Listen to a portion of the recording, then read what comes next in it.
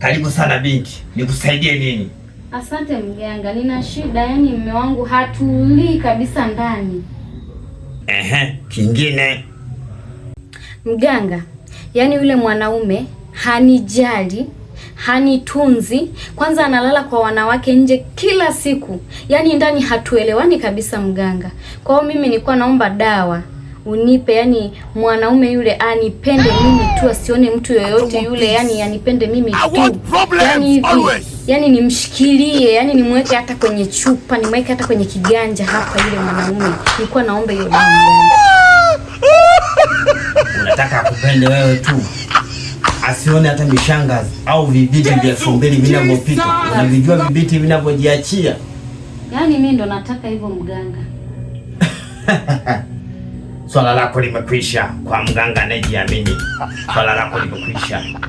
Binti, unaiona hii dawa? Naiona. Nakupatia hii dawa. Inatakiwa umuite mume wako sasa hivi aje. Shika. Aya. Inatakiwa umuite. Mwambie utakuja tu. Ai mama, utakuja tu. Ai mama, siji. Mwambie utakuja tu. Utakuja tu. Ai mama, si. Mwambie utakuja tu. Utakuja tu. Ai mama, nakuja. Ai mama, siji. Si. Mwambie utakuja tu. Ai mama, siji. Siji. Utakuja. Cheza kama mapiano. Ai mama, siji. Changamka, changamka. Siji. Utakuja tu. Ai mama, utakuja tu. Wewe ndio maana unaonekana mzembe na ndio maana unaachwa. Hata kitandani mzembe. Ai mama, siji. Siji, utakuja tu. Changamka, changamka. Utakuja tu. Wewe unaonekana mzembe. Utakuja tu. Ai mama, siji.